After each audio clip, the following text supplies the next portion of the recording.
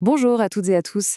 Alors aujourd'hui, on va décortiquer un texte de loi super important pour quiconque met les pieds au Maroc en tant qu'étranger.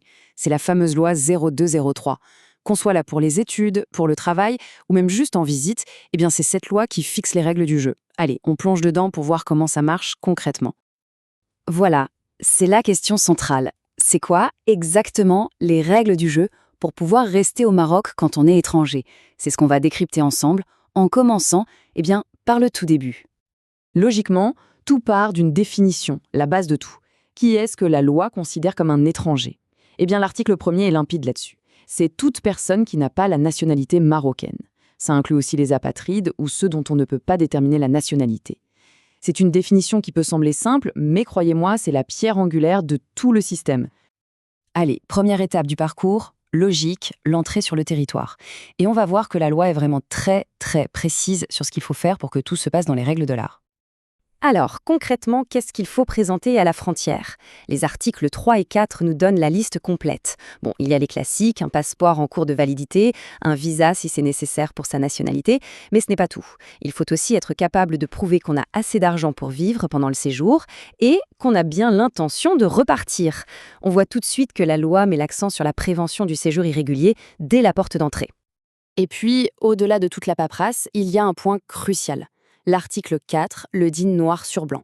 L'entrée peut être refusée si la présence de quelqu'un est considérée comme une menace pour l'ordre public. C'est en quelque sorte la clause de sécurité ultime pour l'État. Bon, une fois qu'on a passé la frontière légalement, la prochaine étape, c'est comment on fait pour rester. C'est là que les titres de séjour entrent en scène. C'est vraiment la clé pour pouvoir s'installer au Maroc plus longtemps que la durée d'un simple visa touristique.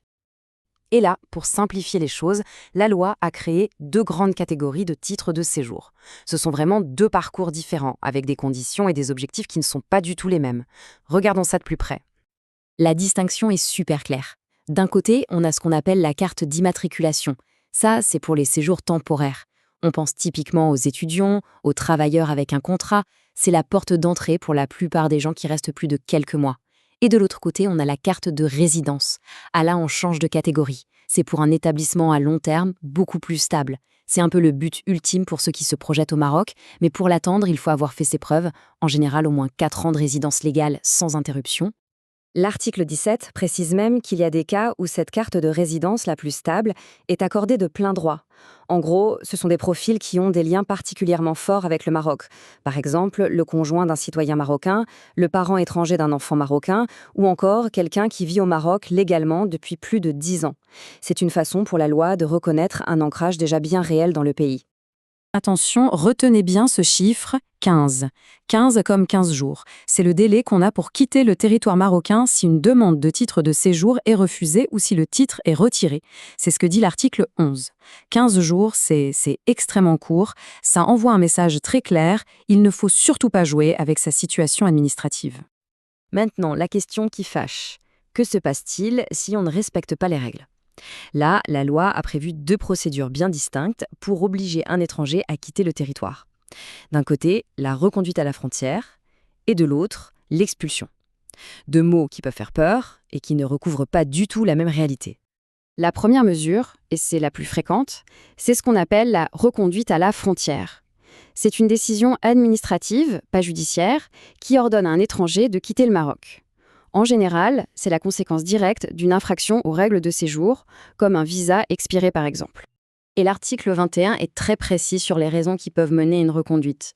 Il y a bien sûr le fait d'être entré au Maroc illégalement, mais il y a aussi le fait d'avoir dépassé la durée autorisée de son séjour ou de rester plus de 15 jours après un refus de titre de séjour.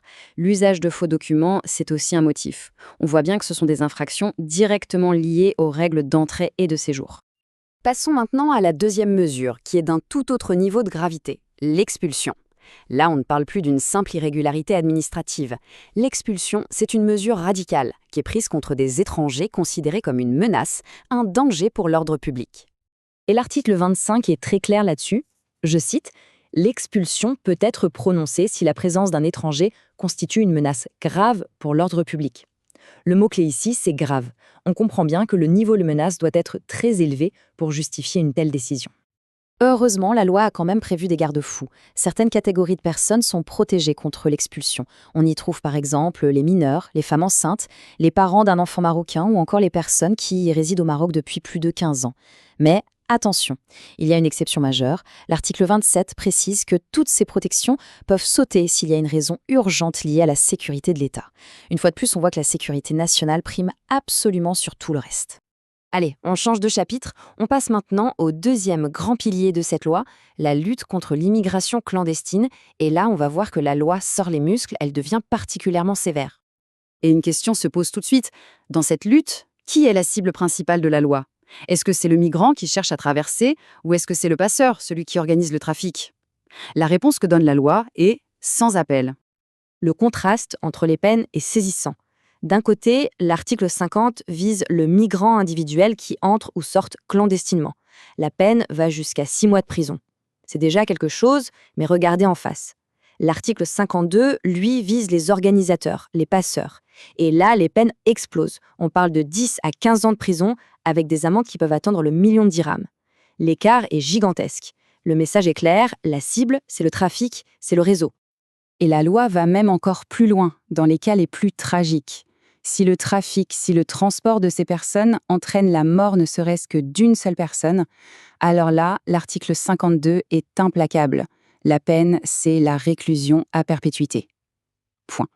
Bon, après avoir parcouru tout ça, si on devait synthétiser, c'est quoi finalement l'esprit de cette loi 0203? Qu'est-ce qu'il faut en retenir? Ce qu'il faut comprendre, c'est que cette loi fonctionne vraiment sur deux jambes. D'un côté, elle dessine un chemin, un cadre très structuré pour les étrangers qui souhaitent s'installer légalement. Et de l'autre côté, elle dresse un mur de sanctions extrêmement dur contre les réseaux qui organisent l'immigration clandestine. C'est vraiment une loi à double détente, régulation et répression. On a donc affaire à une loi qui essaie de maintenir un équilibre entre la régulation d'un côté et une grande sévérité de l'autre. Mais la vraie question, celle qui dépasse les textes, c'est bien sûr de savoir comment cet équilibre, sur le papier, se traduit concrètement dans la vie des gens, au quotidien. Entre la théorie de la loi et la réalité du terrain, où est-ce que le curseur se place vraiment? Voilà qui laisse matière à réflexion.